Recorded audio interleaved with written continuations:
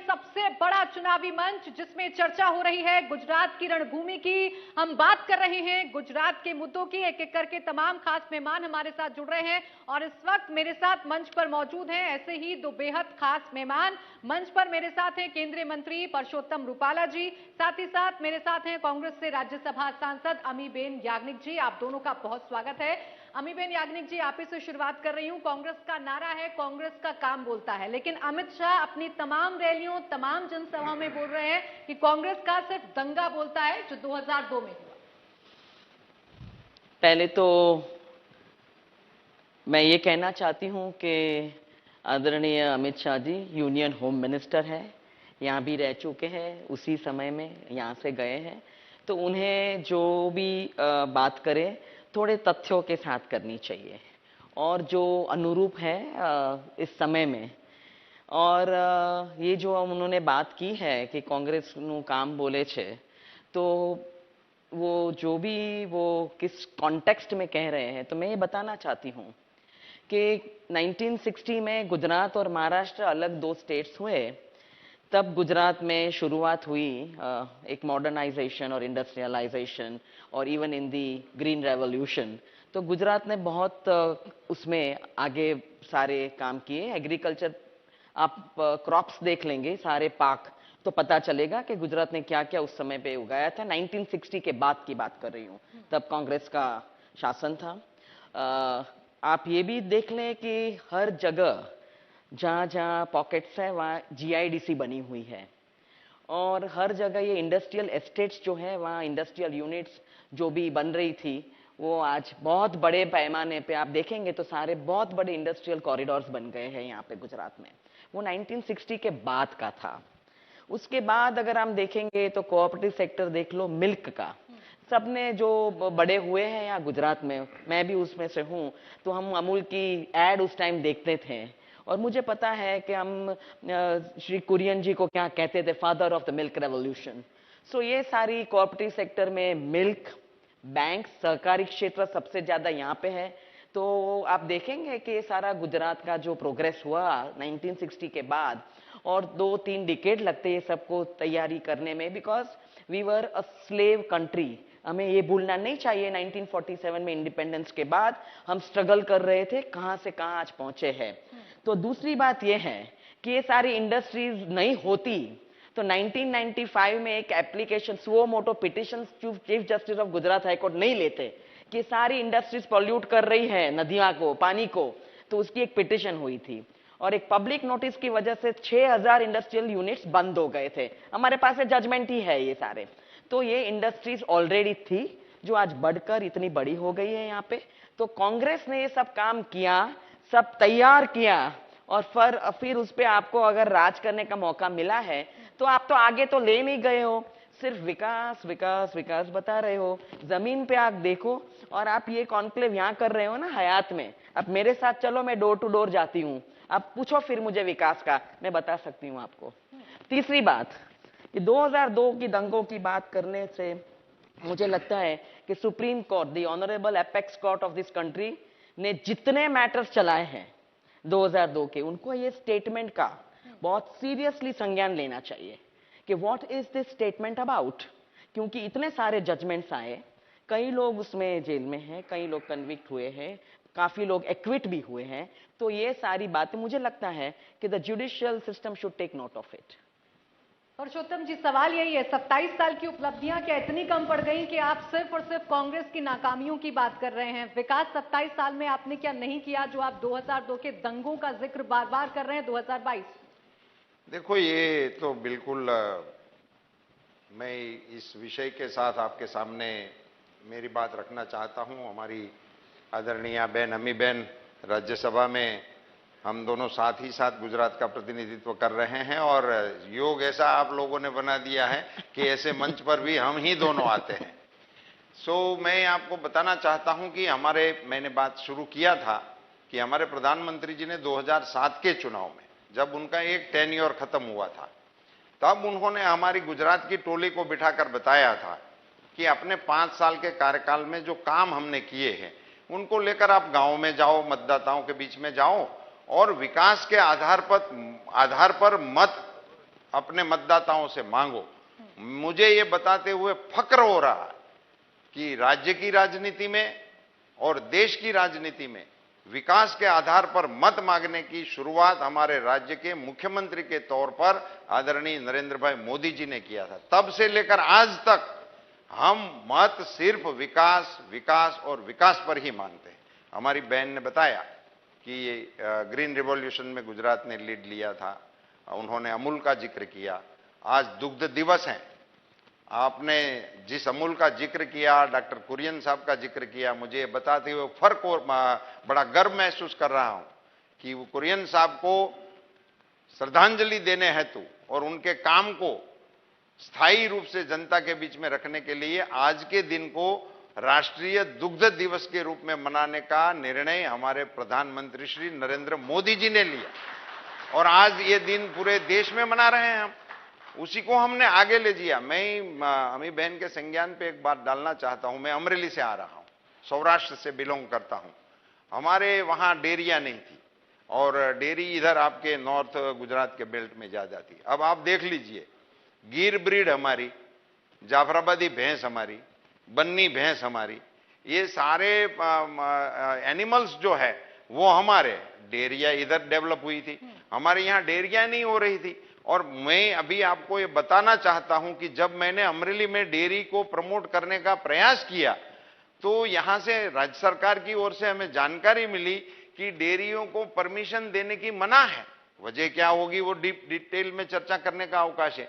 बाद में मैं मोदी साहब को मुख्यमंत्री के तौर पर उनसे मिला और कहा गया हमारे सौराष्ट्र में हमको डेयरी करने की परमिशन क्यों नहीं मिल रही है। डेयरिया दे परमिशन मोदी जी ने दिया, इसके चलते अमरेली में डेयरी हुआ, इसके चलते जूनागढ़ में डेयरी हुआ, इसके चलते कच्छ में डेयरी हुआ। कच्छ सरहद डेयरी में देश में पहली बार गाय भैंस के अलावा ऊंट के दूध को भी खरीदने का कार्यक्रम आज भारत सरकार की ओर से यहां गुजरात में चल रहा है। सारा काम रूपाला जी हुआ है तो आपकी तमाम स्टार प्रचारकों की रैली में कभी औकात शब्द का इस्तेमाल होता है, कभी 2002 के दंगों का इस्तेमाल होता है। मुद्दों पर आप भी बात करिए, क्योंकि कांग्रेस तो कह रही है कि आप ना तो मोरबी पर जवाब देंगे, ना आप विकास के मुद्दों पर जवाब देंगे, ना आप इस बात पर जवाब देंगे कि आपने कोई भी बढ़िया स्कूल, बढ़िया कॉलेज, बढ़िया यूनिवर्सिटी क्यों नहीं बनाई।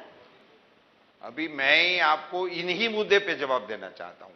मोरबी की जो घटना हुई है वो एक कमनसीब दुर्घटना है, एक्सीडेंट है।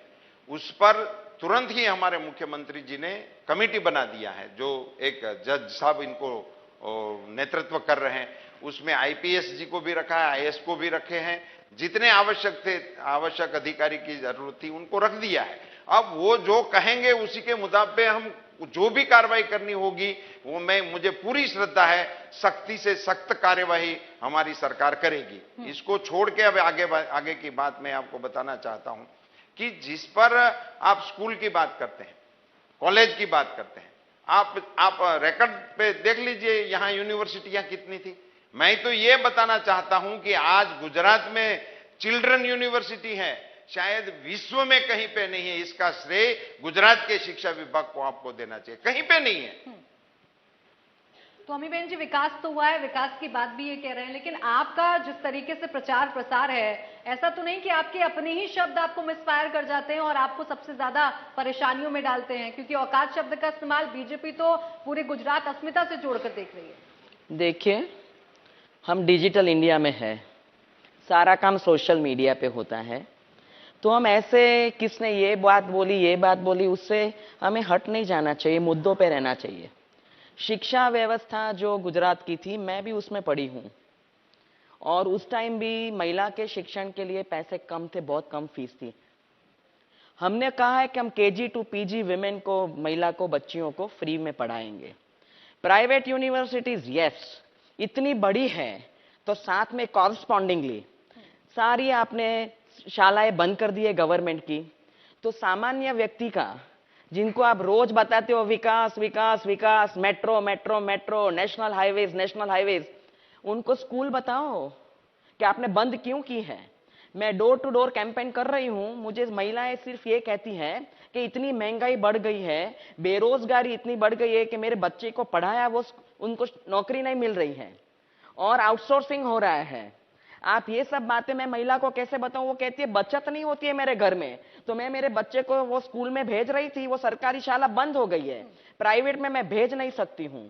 और महिला की बात करें तो उन्हीं के मिनिस्टर ने विधानसभा में मार्च 2022 में जवाब दिया है कि अहमदाबाद में क्राइम रेट में 5 रेप्स रोज होते हैं। वो क्यों होते हैं? अगर इतना विकास है तो विकास का it's a development model, you have to look at the parameters of development. ये आप बताते हो ये डेवलपमेंट पैरामीटर्स नहीं है, तो दुनिया देख रही है what kind of development it is. Gujarat के चुनाव पर चर्चा कर रहे हैं हमारे साथ हमारे मैनेजिंग एडिटर पीयूष जी भी हैं, वो भी सवाल लेना चाहते हैं आप लोगों से। अमित याग्निक जी, पहला ऐसा चुनाव आया है जहां राहुल गांधी के सबसे ज्यादा वीडियो बीजेपी शेयर कर रही है। अभी बीजेपी ने राहुल गांधी का एक वीडियो शेयर किया जिसमें वो दिखा रहे हैं कि राहुल गांधी चुनावी हिंदू हैं, वो आरती इधर से नहीं करते, आरती इधर से करते हैं। उन्होंने गमछा डाला ओम का, वो गमछा उल्टा है सीधा है। तो चुनावी हिंदू कौन है? किसको पूजा सही तरीके से करनी आती है? ये मुद्दा बन गया। मुझे ये जानना है कि हम किस इंडिया को एड्रेस कर रहे हैं। बीजेपी कौन से इंडिया को देख रही है? A developed India in the third decade of the 21st century? Which India are we talking about?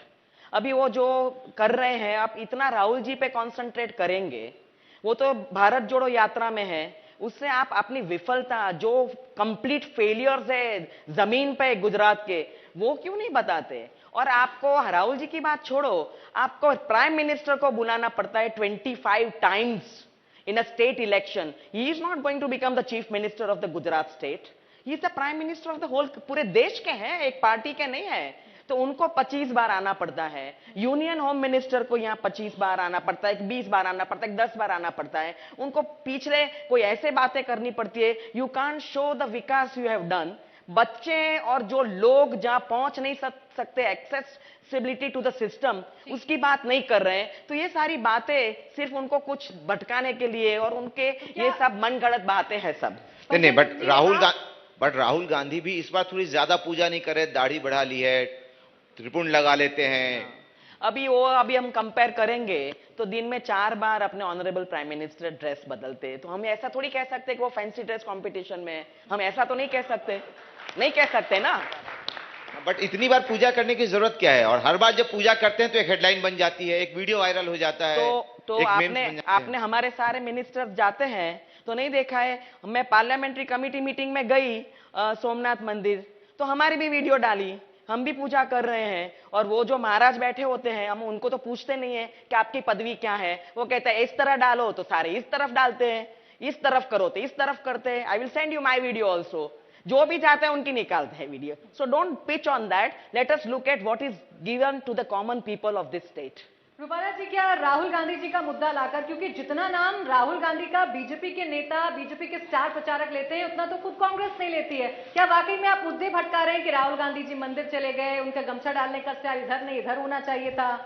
मैं तो इसके पक्ष में कि ऐसे फालतू विषय पे चर्चा नहीं होनी चाहिए, इसके पक्ष में मैं हूं। मगर मैं ये नहीं समझ रहा हूं कि नरेंद्र भाई इधर क्यों आ रहे हैं, अमित भाई इधर क्यों आ रहे हैं। मैं कई बार कई मंचों से कह चुका हूं कि वो हमारे रणजी के ही खिलाड़ी थे, अब नेशनल पे खेल रहे हैं। तो होम ग्राउंड पे खेलने के लिए अगर कपिल देव हरियाणा में खेलते हैं तो सब लोग हौसला बढ़ाते हैं कि अभी होम पिच पे खेल रहे हैं कपिल देव, तो और भी अच्छा खेलेंगे। ये अपनी होम पिच है और हमारे नेता हमारे काम के लिए, हमारी पार्टी के काम के लिए, हमारे कार्यकर्ता के रूप में आए, इस पर क्यों डिबेट करते हैं? दूसरा, हमारी टीम में कैप्टन किसको रखना, हमारी टीम में ओपनिंग किसको करना, हमारी टीम में विकेट कीपिंग किसको करना, ये आप लोग तय करेंगे। ये तो कम से कम हमको करने दो। और दूसरा मैं बताना चाहता हूं, नहीं, तीसरा इसका पार्ट आपने कहा था, विकास जो धरती पर है वो दिखाओ। मैं तो ये कहता हूं कि आप कभी यहां रिवर फ्रंट पे एक चक्कर लगा लो अपने इस कैमरा को लेकर, जहां मैंने सर्कस उतरते हुए देखा था। ये बहन जी जो कह रही ना, उसके शासनकाल में वहां सर्कस उतरते थे। आपने अमित शाह और मोदी जी का जिक्र किया, आरोप आपकी सरकार पर ये लगते हैं कि आपके सीएम तो कठपुतली सीएम है, सारे फैसले तो दिल्ली से होते हैं, डोर तो वहां से खिंच रही है।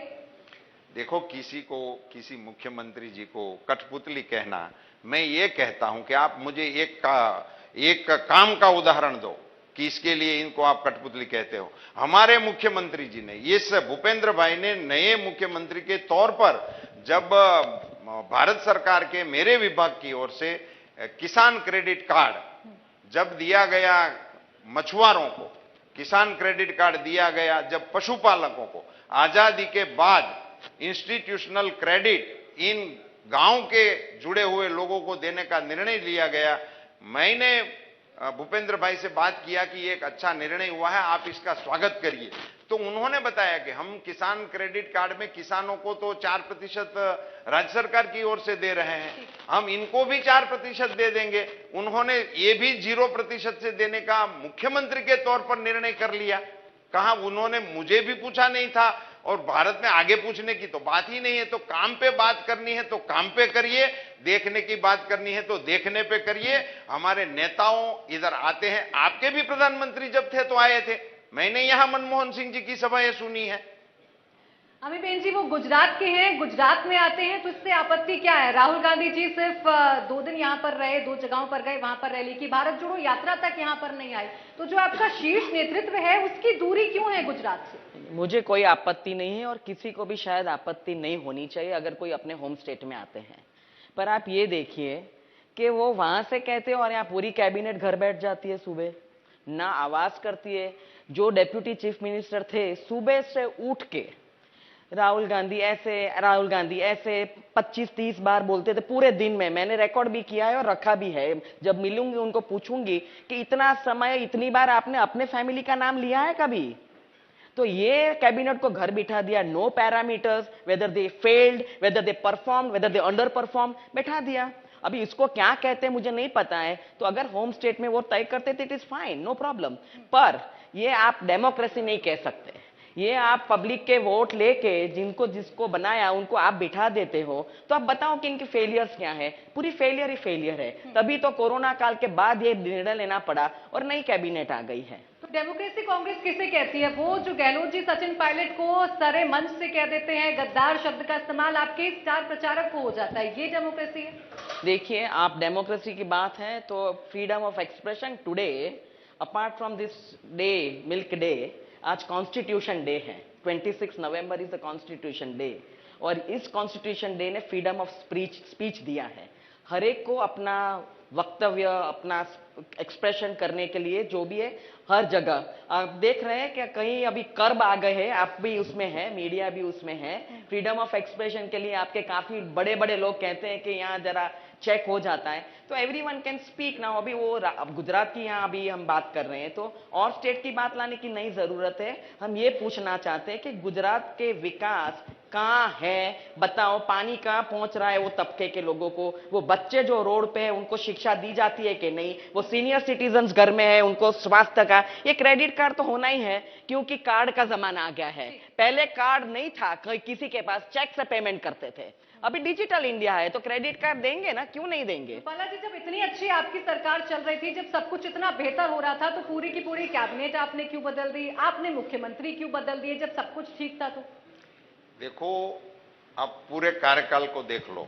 मोदी जी 2002 में 1 में मुख्यमंत्री के तौर पर यहां आए थे, 14 में वो गए प्रधानमंत्री के तौर पर। अब 14 से लेकर आज 22 पे हम इस विषय की चर्चा कर रहे हैं। कितना कालखंड हुआ? 14 से 22, 8-9 साल आपके हो गए। हमारे मुख्यमंत्री की सूची बना लो, आनंदीबेन, विजय भाई और ये भूपेंद्र भाई। ये 9 साल में तीसरा मुख्यमंत्री हैं और वो भी चालू है। तो भी इसमें कहां से मंत्रियों को बदल दिया, मुख्यमंत्रियों को बदल दिया? और इनके नेता यदि कुछ गलत बोलते हैं, अनडिसिप्लिन बात करते हैं, मेरी इसमें कोई रुचि नहीं है, मैं इस पर कोई टिप्पणी करना नहीं चाहता हूं, तो वो कॉन्स्टिट्यूशनल का हमको हवाला देकर फ्रीडम ऑफ एक्सप्रेशन की बात करके हमारा जवाब दे रहे हैं, आपका जवाब दे रहे हैं। फ्रीडम ऑफ एक्सप्रेशन और कॉन्स्टिट्यूशन की बात कांग्रेस के नेता करेंगे, जिन्होंने इमरजेंसी डाल के सारे देश के लोगों का हक छीन लिया था। वो लोगों से अभी हमें कॉन्स्टिट्यूशनल के बारे में सुनना है। वो बता सकते हैं कि ये उनका काम बोलता है, जो इमरजेंसी लगाकर पूरे देश पे कर दिया था। वो काम जरूर वो कह सकते हैं कि हमारा बता काम है, सकती हूँ। बोलता है। पीयूष जी सवाल लेना सर। रूपाला जी, आपकी सबसे ज्यादा रैली, सबसे ज्यादा सभा सौराष्ट्र में लगाई गई है। क्या पाटीदार इस बार आपसे खुश हैं या फिर 2017 वाला हाल करेंगे जब कांग्रेस 77 पे पहुंच गई? और दूसरा, ये हार्दिक पटेल को आपने ऐसी कौन सी गोली दी कि जो मोदी को सबसे ज्यादा भला बुरा बोलते थे, सबसे ज्यादा दिन रात कुछ ना कुछ कहते रहते थे, उनको आपने टिकट दे दिया? देखो, आप मेरा टूर प्रोग्राम देख लेना, सो आपको ये दिक्कत नहीं होगी कि मुझे सौराष्ट्र में ही दौरा कर रहे हैं। सौराष्ट्र में पहला फेज चल रहा है, इसलिए सौराष्ट्र और साउथ गुजरात में मेरे दौरे चल रहे हैं। और वैसे भी पार्टी को जहां भी जरूरत होती है वहां मुझे भेज सकते हैं और भेजते हैं और मैं जाता हूं। अभी मैं कल पूरे एसटी बेल्ट का दौरा करके आया। अब आपको हार्दिक पटेल को कौन सी गोली हमने पिलाई, इसमें घुटियां नहीं चलती है लोकतंत्र में। लोग ऑपोजिशन में होते हैं तभी इनके जो जवाब होते हैं वो अलग होते हैं, और लोग जब दल बदल कर अपने दल में जुड़ जाते हैं तब उनको जवाब देना चाहिए। वो मेरी बात मानकर हमारे दल में आए हैं, हमारी पार्टी के नियम कानून को मानने का उन्होंने तय किया है, मैंने नहीं किया है। हमारा तो न्योता आज भी खुला है, हर कोई लोग भारतीय जनता पार्टी में जुड़ने के लिए आ सकते हैं जिनको भारतीय जनता पार्टी के बंधारण में विश्वास हो। वो न्योता दे रहे हैं रूपाला जी कि हमारा तो खुला हुआ है दिल, जिसको आना है वो आ जाए, और विचारधारा को अगर समर्थन कर रहे हैं तो उसमें बुराई क्या है? कांग्रेस का हाथ की जो पकड़ है वो इतनी ढीली क्यों होती जा रही है कि एक एक करके नेता छिटक कर बीजेपी में शामिल हो रहे हैं? देखिए, इसको कहते हैं पॉलिटिकल अपॉर्चुनिज्म, और आवकार है उनके ही जो प्रदेश प्रमुख है, उन्होंने मुझे लगता है थोड़े समय पहले कहा था कि हम किसी को नहीं आने देंगे, कोई कांग्रेस का व्यक्ति नहीं आएगा। उसके बाद उन्होंने पूरे गले लगा लिए, और एक अपॉर्चुनिज्म ऐसा होता है, आप देख रहे हैं पूरे देश में कि बीजेपी के पास खुद के नेता तो है नहीं, कार्यकर है जो काम करते हैं, पर पता नहीं क्या नेता नहीं बनने देते, नेता बाकी की पार्टी से उठा लेते हैं वो लोग। तो ये कौन सा ट्रेनिंग है उनके वहां, और ये कौन सी उनकी कॉन्फिडेंस है उनके लोगों में कि आप दूसरे पार्टी के लोगों को मत लो, ना बोल दो, पर आप कहते हो आपको चाहिए, और वहां जाके अगर वो व्यक्ति के ऊपर कोई भी केस हो वो धुल जाते हैं। कई लोग मुझे मैसेज भेजते हैं कि वॉशिंग मशीन कहां से लाए हैं ये लोग धुलने के लिए।